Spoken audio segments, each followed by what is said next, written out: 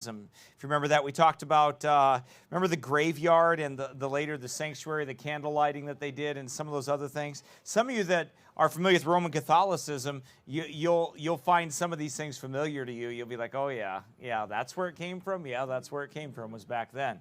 That's where they got the worship of the Eucharist, which we'll talk about a little bit. I'm not going to expound on that a ton, but in that sense, I probably won't. But I'm going to read to you a contender of the faith, Vigliantius. Sounds like vigilante, right? But Vigliantius, and just how he conducted himself during this time period. He wrote about a lot of these things. And he was a, you could call him an Anabaptist, Bible believer. You can call whatever you want to call him. That's who he was.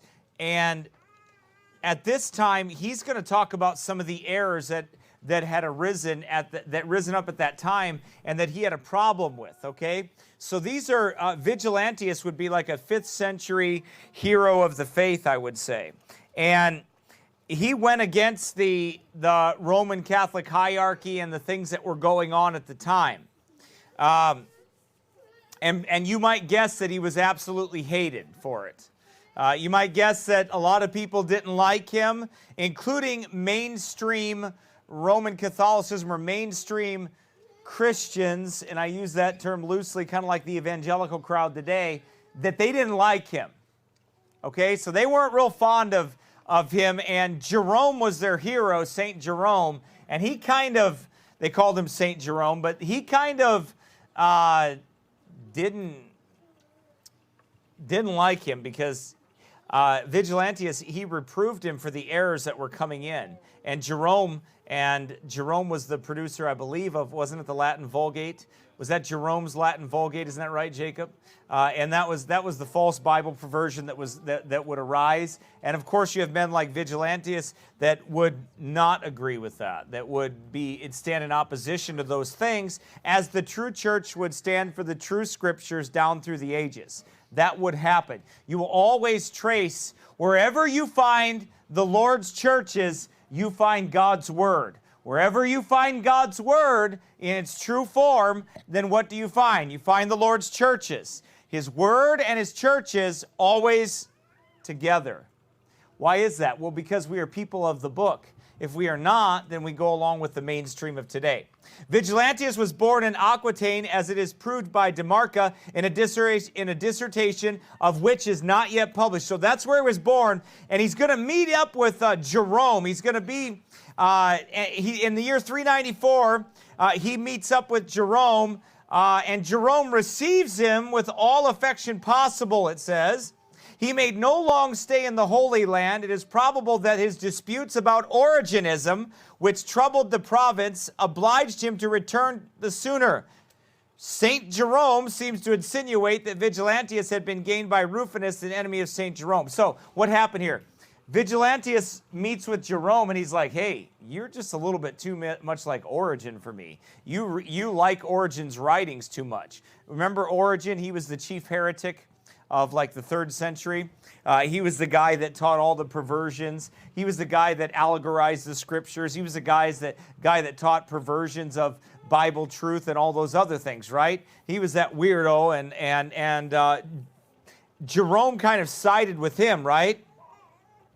Well, this was the true cause of the hate and rage that Jerome eventually had against Vigliantius, whereof we have a very sensible interest, and he talks about that in his 75th epistle. He speaks against Vigliantius. So what are the kinds of things that Vigliantius would stand up for? Now, we'll get into that. We'll explain what he says, but you'll find that there were always men that would earnestly contend for the faith which was once delivered unto the saints. There was always men and women that would rise up, and they wouldn't just give in to the norm. It's like this church. We do not follow mainstream evangelicalism in America. We do not follow what is commonly called Christianity in America's churches today, right? We don't agree with them. We don't walk lock and step with them. We're not going to be in agreement with them. and neither were they. The writers of the Church of Rome have not been wanting to long since to draw their advantage from these invectives of St. Jerome against the Protestants and never speak of Vigilantius but as a heretic. So they just call him a heretic right away. And you're going to find out why they accused him of being a heretic. They always accuse Anabaptists and those others of being heretics. Always. They always accuse them of that. Why? Well, Rome did it so they could burn you.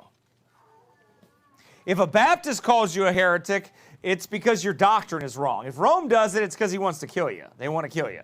That's just what they want to do. And if Calvin did it and the Reformers did it, it's too because they wanted to burn you. They wanted to get rid of you. They wanted to get you out of there. Ulrich Zwingli wanted to drown you. That's why. Baptists didn't. When we say heretic, we mean because after first and second admonition, you don't follow the scriptures. Or you're a damnable heretic in damnable heresy that is leading people to hell. That's the difference, right? Not just a difference of agreement or anything like that, but Bible doctrine.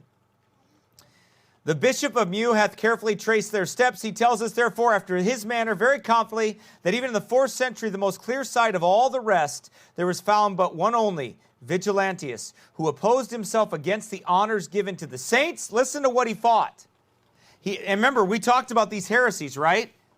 The honors given against the honors, opposed himself against the honors given to the saints, right? What that honors means that they were praying to them. Right? They would have special feast days and they would pray to them and stuff like that. And Vigilantius says, nope, not doing it. Right? And the worshiping of their relics. So they would say like they had Peter's toe, right? Or they had a statue or they had a special relic. And they would worship or venerate those relics.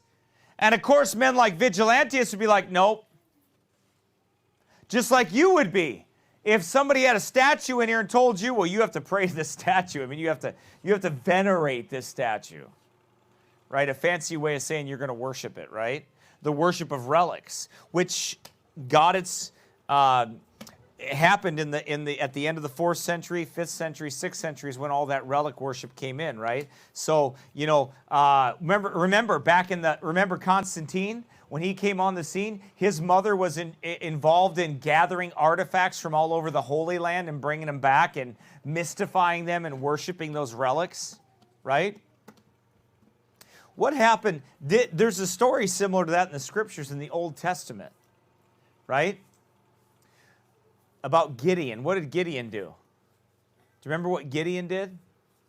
He made an ephod. And what happened with that ephod? Remember what happened with it? It says all of Israel went a whoring after it. They venerated it. They venerated it. They worshiped it. Right? Remember that? It says Gideon. It says, and then Gideon didn't mean anything by it. He wasn't doing it, but he started a tradition that led into a what? A whoring after other gods. Moses' rod, or Moses' serpent on the pole, right? What did they end up doing with that? Same thing. They venerated it, right? They worshipped it. They worshipped the relics. Anyway, so he stood against there, and this is why he was a heretic, because he didn't agree with that. See how the witches twisted around? You're the heretic because you don't believe in worshiping the relics. You don't believe in venerating those saints. You don't believe in doing all those other things, so you're the actual heretic, right? That's what they did. Yet he is looked upon by the Protestants as a person who has preserved the despotium, that is to say, the secession of the apostolic doctrine is preferred by them to St. Jerome, who hath the whole church for him. So in other words, what he was saying is later on, the Protestants and others agreed with Vigilantius and followed him because he wasn't worshiping relics and doing all that. So and Jerome, the whole Roman Catholic Church, was for him. Everybody was. They were okay with him. Okay. He says, this is of necessity obligeth us to make a particular view of the opinions of Vigilantius. Now, by the way, this is from the history of the Albigenses by Alix, A-L-L-I-X. He wrote the history of the Waldenses and the Albigenses. And he's going back into the 5th century, the end of the 4th century, beginning of the 5th century, to bring some of this out. So that's where that resource comes from, okay? And he says, this of a necessity obligeth us to take a particular view of his opinions. I shall not make a stop to invalidate what the bishop says, that Vigilantius wrote in the 4th century, nor at his endeavor to cloak the notion of his church concerning the religious worship they gave to saints and to relics under the indeterminate expression of the honors of the saints and the worship of relics. But to come to the thing itself, I maintain that if Vigilantius had the misfortune of falling under the displeasure of St. Jerome by the censure he pronounced against the popular superstition of rendering various honors to the relics of saints, yet was he never condemned by the church that then was, nor treated as a heretic. No one ever treated him as a heretic and said he was wrong for it, because they knew that he was right in what he said, right? So anyway, he wrote. Many people wrote about him and slandered him. You know, we won't get into that too much because it won't really matter a whole lot. Because that's what they do to people that believe the truth. But anyway, Jerome was not happy about that. Part of the problem with that was found on one of the things that Vigilantius fought against is found in page 31 of Vigilantius's writings or whatever, these writings, and it was against the celibacy of the clergy. Vigilantius, he wrote against that. He said, no, that's wrong. There's other things that he wrote against. St. Jerome owns in his 53rd epistle, which he writes that Vigilantius had writ twice against the worship of relics, and that he called that those that adored them idolaters. So Vigilantius looks at them and says, you're a bunch of idolaters. You're lifting up these relics. That's exactly what you are. These are idols to you. These are idols to you, and you need to put them away. He says, who did honor the bones of dead men, for which St. Jerome calls him a Samaritan and a Jew, because he counted dead bodies to be unclean, as if Christians still lived under the law. So they always try to twist it. And that's what Jerome did. Jerome tried to say, well, you're calling that body unclean, so therefore, you know, you're trying to say that we're still under the law, and blah, blah. That's not what he was saying at all. What Vigilantius was saying is it's wrong for you to venerate these bodies. It's wrong for you to venerate these relics. It's wrong for you to worship bones. Right? Whereas Vigilantius blamed the custom of honoring them in the churches because it was a piece of superstition in a place dedicated to religious worship, to bestow any veneration upon creatures, though the most holy and most excellent that might be. St. Jerome is forced to prevaricate upon this charge. His way of defending this matter is such as would never please the palate of Rome. See, he goes on, he says, here's what St. Jerome tried to defend himself against Vigilantius' claim that you worship bones. And here was his defense. He said, but we neither worship nor adore. I do not say the relics of martyrs, but not so much as the sun and moon, etc., nor any name that is named in this world, or in that which is to come, lest we should serve the creature rather than God, who is blessed forever. But we honor the relics of the martyrs. In worshiping him whose they are, we honor the servants, that their honor may redound to the Lord, who saith, he that receives you receives me. What? Are the relics then of Peter and Paul unclean? See how they twist it? This is witchcraft. Is the body of Moses unclean, which according to the Hebrew truth was buried by the Lord himself? And as often as we enter the churches of the apostles, the prophets, and the martyrs, do we worship the temples of idols? And shall we say that the tapers which burn before the monuments are the marks of idolatry? Well, yeah, you should say that. See how he twisted it? And they just went about, and Vigilantius was the bad guy, right? Why was he the bad guy? Because he basically told them the truth, right?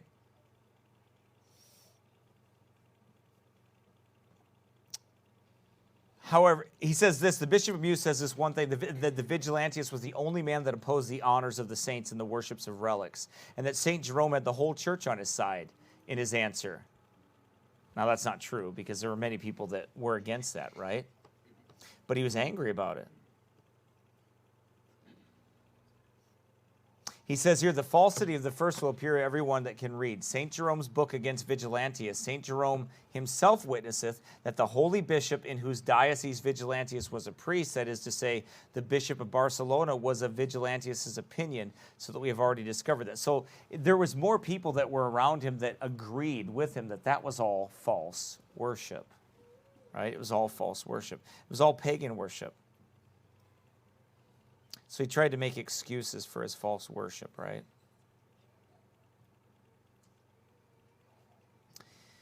What a fine application does St. Jerome, says this man, make here of this passage. He that receives you receives me, and how solid an answer doth he return to a solid objection, which he tells us, we honor the servants in worshiping him whose they are.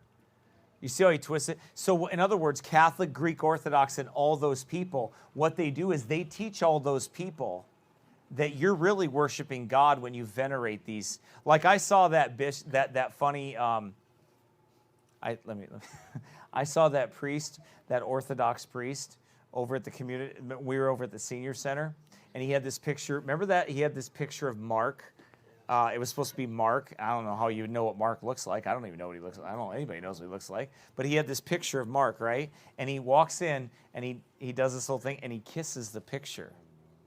And I'm like, what is that? Like, what is that all about? Like, why are you kissing that picture? He's greeting him with that holy kiss. With a holy kiss, yeah. That's what he was doing. Right? But they teach them that that's worship to Christ. Now, what is the, thou shalt have no other gods before me? What a consequence is this? Is there any other due to relics besides that of being interred? Was not this the custom used to the Christians of old before time of Constantius? It is well enough seen that the good father skips over the difficulty, and under a general protestation of worshiping nothing but God, he endeavors to shelter a custom which had been introduced after the Emperor Constantius' time, that is to say about 60 years after. Vigilantius blamed the custom which but a little before had been introduced of lighting tapers before the tombs of martyrs and passing the night by them in prayer, wherein he followed the maxims of the Council of Elvira held under the empire of Constantine about 90 years before. After what manner does St. Jerome refute these complaints of Vigilantius? He tells us of the presence of the angels at the grave of Jesus Christ. These arguments, like I said, these people that follow Origen, Augustine, have the dumbest arguments I've ever heard in my life. Well, yeah, you know, there were angels outside of Jesus' grave. Oh, that explains why you're kissing a stupid picture. Duh, what was I thinking? 1 + 1 = 5, yeah. Right? That's how dumb it is. The answer is so ridiculous. Right. But you know what? When people have the power to burn you, they don't care if they have right answers. They'll just kill you. Exactly. Just kill you. They don't care. They don't care if their answer is right. We can kill you. So nana boo boo. Right? That's how they treat you. It's like, we don't care. We'll just kill you. We don't have to have a right answer. We'll just kill you. Anyway, that's how Constantine did things too, by the way. Here he says here, he tells us of the presence of the angels at the grave of Jesus. He relies upon the example of the apostles who buried the body of Stephen. He produced the custom of Daniel and the apostles who spent the night in prayer, and all this without a doubt extremely to the purpose, and the Protestants are much in the wrong to prefer the opinions of Vigilantius to such solid reasonings as these. Now he's being facetious and he's making fun of it, but that's Alex says when he's saying this. But that's what he's saying. All right, he's like, wait a minute, like, okay, so because Daniel prayed all night, and because we had a funeral for Stephen, that means you're supposed to be worshiping. Oh, okay. Do you see how they put that together? And it's like, but that's Roman Catholicism. That's what they do. Like, it doesn't make sense. And the Bible has nothing to do with what they do. It just gets in their way sometimes. Right? But it may be replied that St. Jerome disputed only slightly, and for argument's sake in his epistle to Riparius, not having then seen the writing of Vigilantius, and therefore handled the matter only as a disclaimer. This indeed is the best excuse that can be alleged to make the reader digest the furious transports and invectives of this famous monk, who treats Vigilantius no otherwise than as another Julian the Apostate, and seems very willing to have had him destroyed by the law mentioned in the 13th of Deuteronomy. And after all this, St. Jerome is the same in his book against Vigilantius, which follows us. So he wanted to have Vigilantius killed, according to Deuteronomy 13, saying he was a false prophet because he didn't want to worship relics.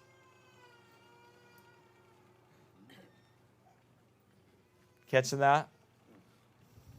It's more like Revelation 13. Right. After a preface which outdoes all the monsters that either the scriptures or fables speak of, he begins thus. He says this, "Here is suddenly started up one Vigilantius, or rather Dormitanius, who with an unclean spirit fights against the Spirit of Christ and denies that any veneration ought to be given to the sepulchres of the martyrs, condemns the watchings at them, affirms that alleluias ought to be sung at no time except Easter, calls continence heresy." What is he talking about there when he says that? Calls continence heresy. Jacob, what's he talking about? He's talking about celibacy. See, he's not talking about controlling your lustful desires if you're not married or whatever. What he's saying is that what Rome is doing is forbidding to marry. Right? So he's twisting what Vigilantius was saying. He's saying, no, those priests should be married. Those bishops should be married. Right? And chastity, the nursery of lust.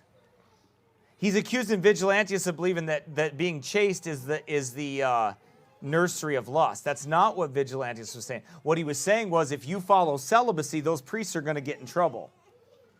Because they have to have a way, because most men were made to be with a wife. That's how God made them. It's not good for a man to be alone. That's why 1 Corinthians chapter 7 explains that let every man have his own wife and let every wife have her own husband. Right? That's what Vigilantius' argument was. Against forced celibacy. Right? And so that as Euphorbus was said to be born again in Pythagoras, in like manner it seems to be revived Jovinius' wickedness, in whom as we were forced to oppose ourselves against the wiles of the devil, so likewise are we now equally obliged to oppose this man's errors. So what he's saying Vigilantius is in the air and he's a devil. Vigilantius has got devils because he doesn't believe in celibacy. He doesn't believe in veneration of relics. He doesn't believe in worshiping at the martyrs' tombs. He doesn't believe in any of these things, which, by the way, none of these things are found in the scriptures to do, except in the things that are cursed, right? That's what they're found. That's where they're found at, right? But that doesn't matter to them because that's how Rome operates, right?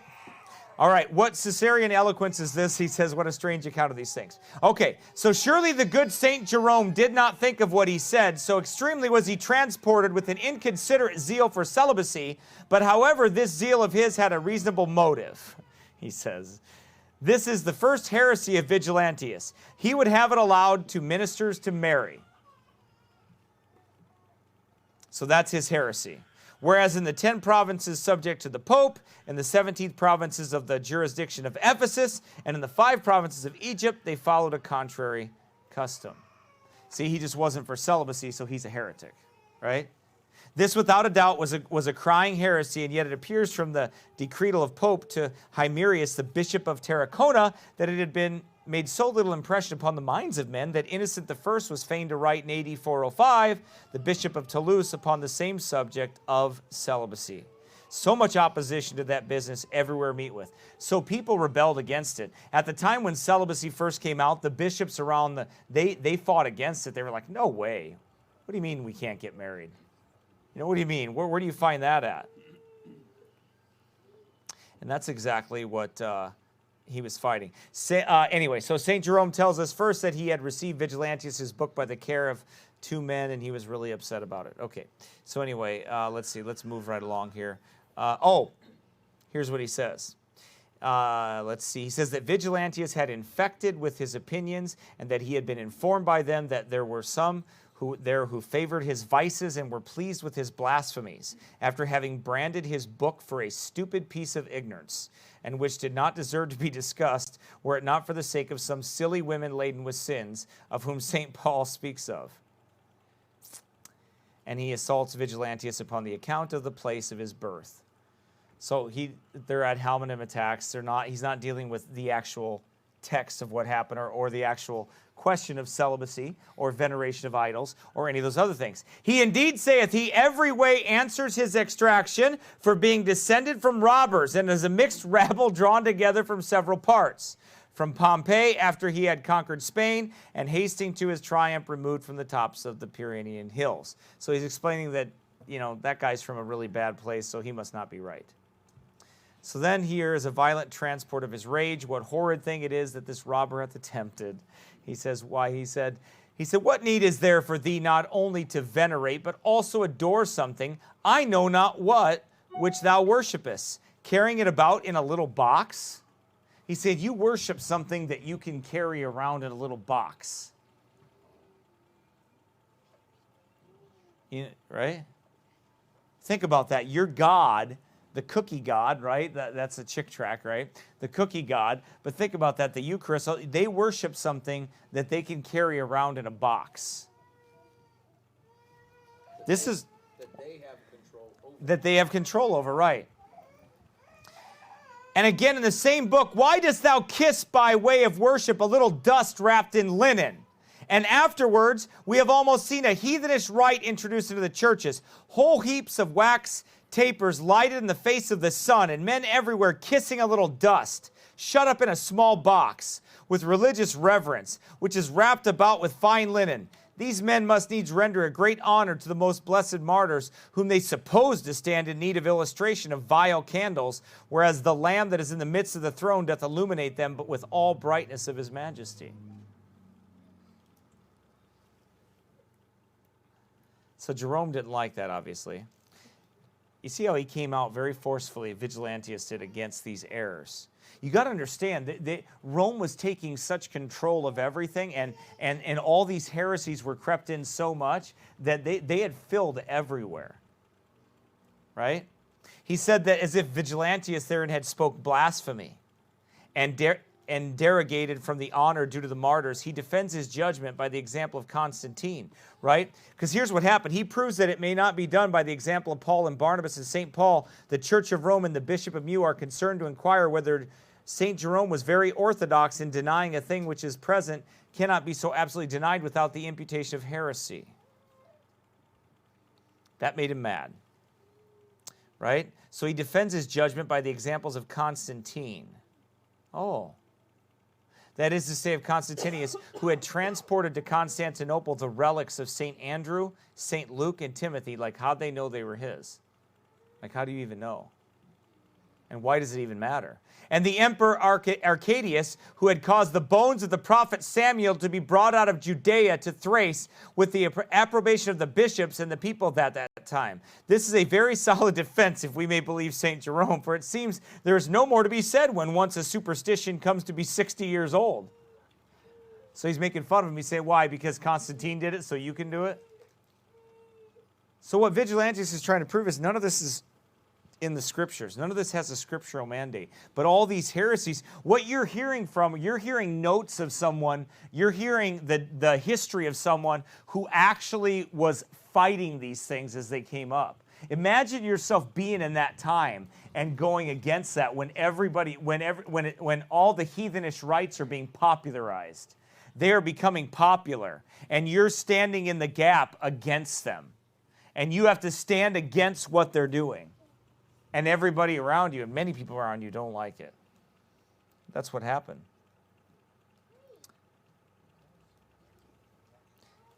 So, but the pleasant thing of all is that St. Jerome goes about to support his popular worship by this way of arguing. Here's how he argued his worship of relics. Thou supposest him to be dead, and therefore thou blasphemest. Read the gospel. I am the God of Abraham, the God of Isaac, and the God of Jacob. He is not the God of the dead, but of the living. But if they be alive, say you, they ought not to be shut up in some narrow prisons. And you own that the souls of the apostles and martyrs have taken up their abode either in the bosom of Abraham, or in the place of refreshment, or under the altar of God, and they cannot be present at their tombs, or wherever they please. Now, what happened here? He's talking about that they believed. They were teaching that spirits roam, that the spirits of the martyrs and other people roam the earth. And that's what Jerome was trying to say. Right. They were teaching some whacked out stuff, some demonic stuff. Right? For by your account they are persons of the first quality, and so ought not to be shut up amongst murderers in a filthy dungeon, but to enjoy a free and honorable custody in the fortunate islands and the Elysian fields. Elysian fields. Thus you limit and set laws to God and bind the apostles in chains and keep them in custody till the day of judgment, so that they cannot be with their Lord, of whom it is written that they followed the Lamb whithersoever he goes. Now, seeing the Lamb is everywhere, they who are with the Lamb must be supposed to be everywhere also. And when the devil and spirits do wander throughout the whole world, and by their overgreat nimbleness are present everywhere, shall we say that the martyrs, after the shedding of their blood, are shut up in their coffins without being able to stir from thence? He's teaching necromancy. He's teaching them the worship of spirits. That's how he defended his worship of relics. Well, we don't doubt that there's spirits behind what you're doing. Just not the people. They're called familiar spirits.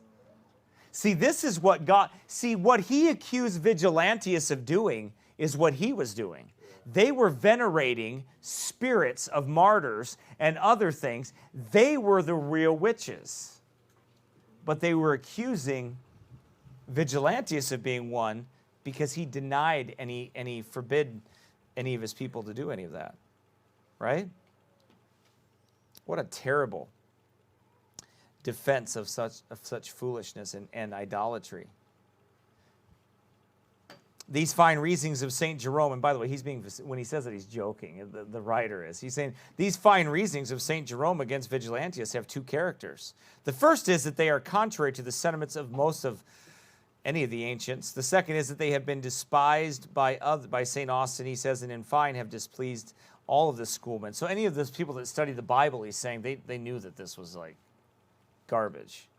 You say in your book that whilst we are alive, we may mutually pray for one another, but that after we are once dead, no man's prayers can be heard for another. And the rather because even the martyrs themselves, begging of God that he would avenge their blood, have not been able to obtain their request. So he's saying you should pray for the dead.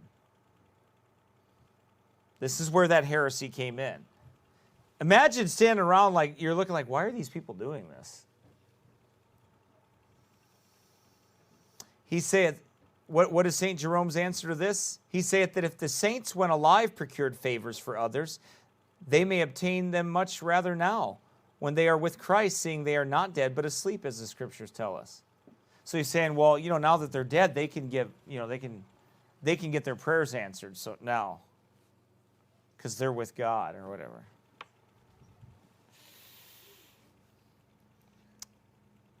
Heresy, right? That is heresy. Yes. That is, it's wicked is what it is. So Jerome says, neither do we light wax tapers at noonday as you causelessly complain, but only to allay the darkness, the night, with the help of candles, and to be kept walking by the light of them, lest being in darkness we should fall asleep as well as you. But and if some out of ignorance and simplicity amongst the laymen or devout women, of whom we may truly say that they have a zeal for God, but not according to knowledge, should do this in honor to the martyrs, what is the loss or hurt of all this? Like, what's wrong with idolatry?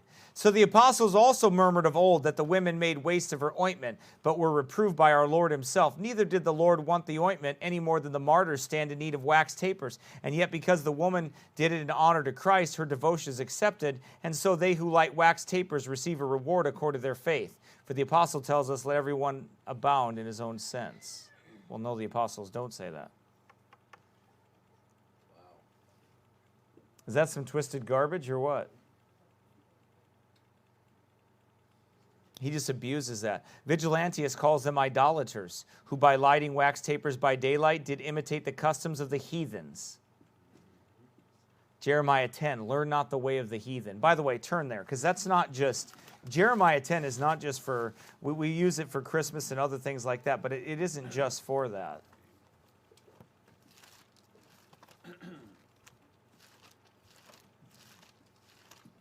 It's that worship of the heathen. Verse 2, thus saith the Lord, learn not the way of the heathen, and be not dismayed at the signs of heaven. For the heathen are dismayed at them. For the customs of the people are vain. What do you think that sounds like, what they're doing here? Vain. It's vanity. And it's heathen. It's all heathen stuff. Right? That's what it is. It's all heathen.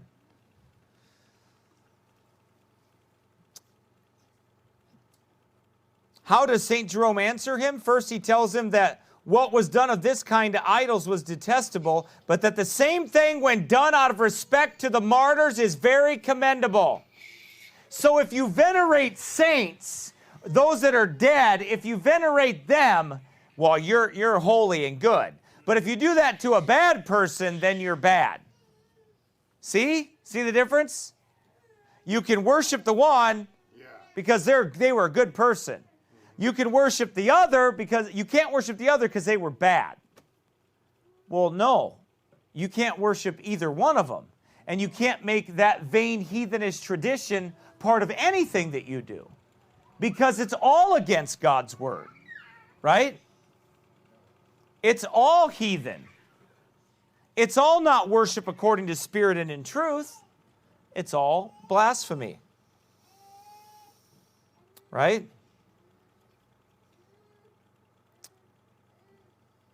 That the Eastern churches lighted candles at the reading of the gospel, though there be no relics of the martyrs. Thirdly, that Jesus Christ assigns to the wise virgin lamps lighted. Well, there you go. So because Jesus had talked about lamps lighted in the Bible, you can light candles to the dead. I mean, don't you see how that works? Don't you see how that works? Right? I mean, that's some good argumentation right there, isn't it? That is excellent. Well, okay, so there's a parable about about the virgins having lamps that were lit. So then if you light candles to the dead, well, you're doing the same thing. So see, it's okay for you to do it. If they're good people. If they're good people. See? Right? Because Christ said it's good to have your lamp lit.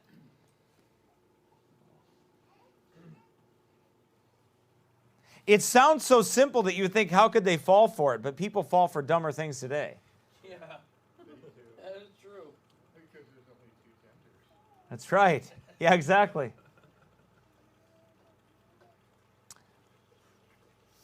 All right. Thirdly, that Jesus Christ assigns the wise virgin's lamp lighted. Fourthly, he opposeth to Vigilantius the example of the Bishop of Rome, who celebrated the Mass upon the tombs of the apostles as upon an altar. I feared I should tire the patience of my readers should I go about to examine this piece of St. Jerome's throughout. This specimen may suffice to judge of the whole work. He's like, I don't want to kill you with this. It's terrible. It'll just make you sick. Okay, let's see here. Vigliantius opposed himself. Let me see. What did I do with that backpack? I want to look up some specific references for you quickly, and then we'll be done here in this book, and I have them here. Some of the heresies that were there at the time. Let's see. Whoa, page 31. Let's see.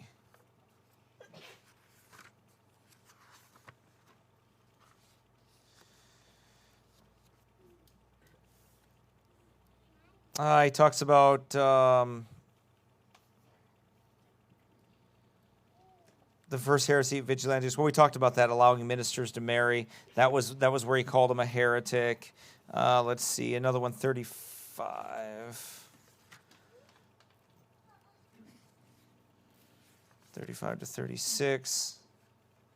Okay, we talked about that one too. Thou supposed to be dead, and therefore thou blasphemous. So he's talking about the worship of the dead, right? The belief in the unleashed spirits from the dead. That's what they believe. That's a very serious heresy, right? Because all they are is familiar spirits, like the witch of Endor that raised up the familiar spirit, right? That's all they are, okay? So we have to be careful about that. Let's see, page 55 there, 31, 35, 30. Yep.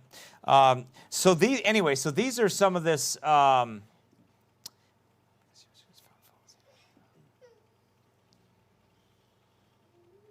Let's see, it's false. Jerome maintains the church prayed to saints.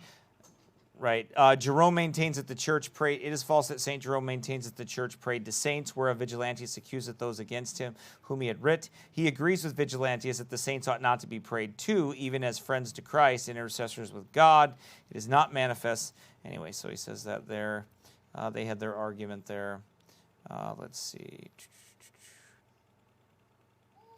To speak the truth, the whole of Vigilantius' crime consists first and that he was willing to bring the discipline of the Council of Elvira in force again. So he was trying to bring those pre-Constantinian type heresies that had came before that. He was trying to bring that council back into session, which was assembled at the beginning of the 4th century. The constitutions whereof were undervalued towards the end of the same age, after the Christian religion began to bear down all its opposers under the reign of Constantine and his children. Secondly, because he attributes to the church some customs which were not all of them authorized, though they were already generally received and maintained by the ignorant and superstitious sort of people.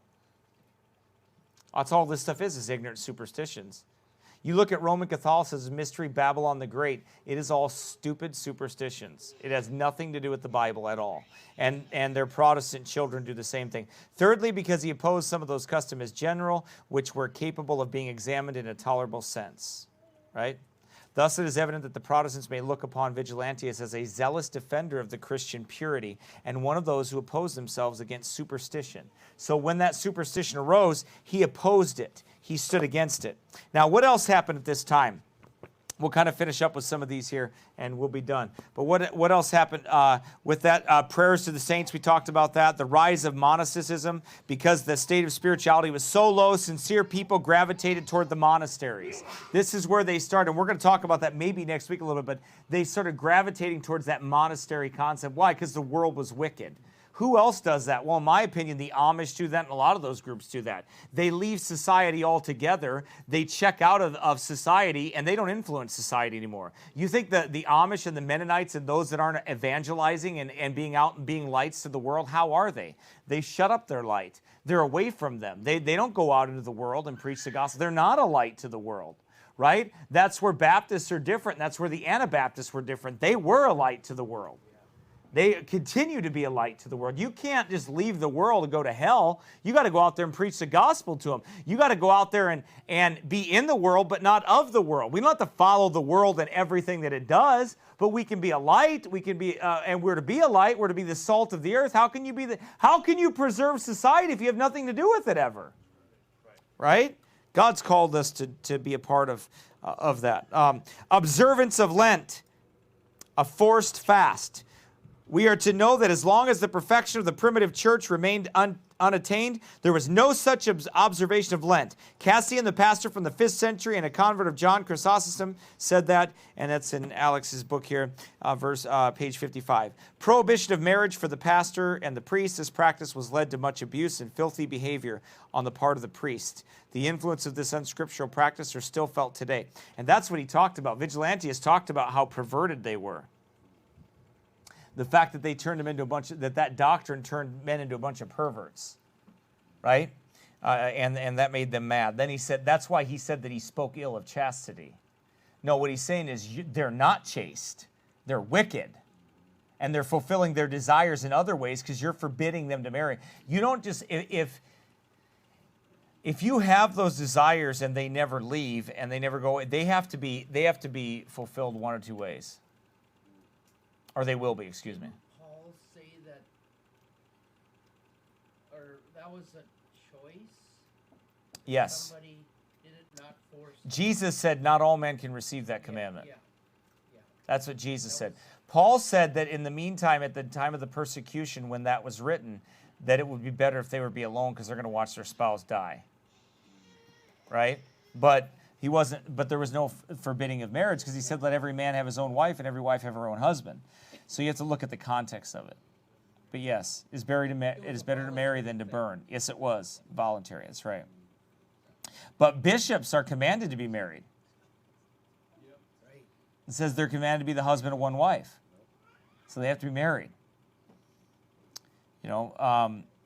Prohibition of marriage. Okay, prayers for the dead, borrowed from pagan practices.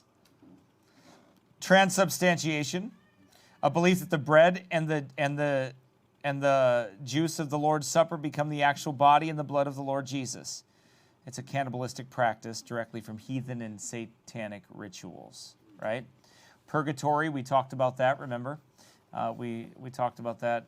The necessity of intent. In order for the sacraments to effectively convey grace, the priest must be holy and sincere. They believed in that. That was the means of grace to give grace to others, and the priests had to be holy and sincere. Bible reading forbidden in the 6th century. Only the clergy should read the scriptures. Only the church can interpret the scriptures. So then you're not a believer priest, right? You're not allowed to interpret the Bible. You have to have somebody else interpret it for you. This is how you maintain control over people when you do that, right? That's how they did that. And then auricular confession, the practice of confessing sin to your priest or confessor comes directly from the pagan Romanish practices of controlling the people. If I know your secrets, I can control you. It violates, for there is one God and one mediator between God and men, the man Christ Jesus. Right? But that's what they do. They get them to confess their sins. They did it to kings. They brought kingdoms down through that. The kings were so superstitious that they would bring kingdoms down through that, right? So anyway, we'll talk about some of these other ones. But Vigilantius was one that was a brave voice, right? That stood up and withstood the christening, the initiation of the Christian religion by baptism, the sacraments, and all those other things. So some men, Vigilantius, he was a pastor of Barcelona, wrote against Jerome about the year 400, was suspicious of Jerome's acceptance of Origen's writings. Vigilantius desired to bring into force the forgotten Council of Elvira, which was convened around the year 300. He fought Jerome's worshipful attitude toward relics. So that's a summary of who he was and what he did and how he stood against those things. There have always been men and that will stand up against the tide of those teachings. Those idols are also how they steal the kingdom of prayer. Yes. And they keep people in bondage praying to not to Christ. False gods. Confessing to God. So that even if they're in there and they happen to be saved, believing on Christ, it's the Bible says. Mm-hmm. Some are, they don't get cleansed of unrighteousness. No, they have no fellowship with God. No. It steals it. Right. They replace God. Yep. They trick and they replace God with their false gods. And then that you're not, there's no mediator there, right? They're the mediator. The church is the final, gives the final answer as far as what the scriptures mean instead of the Bible being, or the final answer of faith and practice is the church and not the scriptures. See, that's the difference. If you replace everything that Rome believes about the church and you replace that with the authority of the scriptures, you would almost come to being a Baptist. You see what I mean? They just have the church being the final authority when the final authority is God's word. That's the final authority. That's the one, that settles everything. Not you and I, not our opinions, not our feelings, right. Not the pastor, not the bishop, not the board, not any, it's the Bible. It's this King James Bible, specifically. This Bible settles it, right?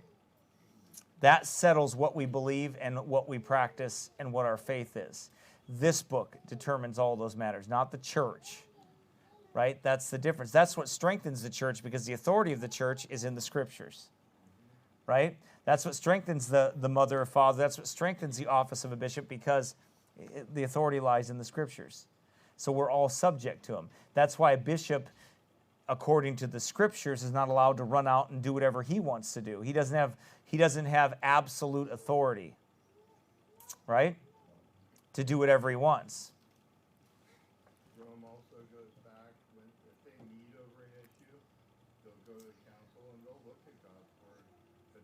More at past decisions, and they will not come against the decision of any council or vote or anything that's been established dogma. Right. Right. Except this new pope, I think he's gonna, because he's a Jesuit, and I think he's gonna morph this thing into, he's gonna continue to change things, you know, to bring in the bigger tent. So anyway, but you learned about Vigilantius. You'll learn about a few others here in the 5th century next week, Lord willing, and we'll look at some more of those people. And just, you're starting to see where all these heresies crept in and all these things, what changed. Because you look at the Bible and then you look at like Roman Catholicism and these other churches, like how did that happen? This is how it happened. This is when it happened in history. You start to learn, oh, that's when that happened. Yep, that's when it happened. Okay?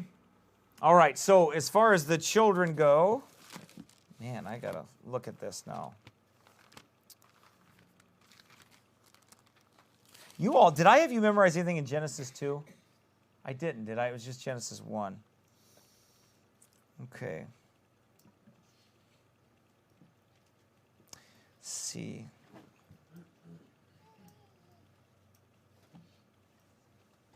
Seven through 10. Let's do 7 through 10 this week, because our class is going to be on Genesis 2. So 7 through 10.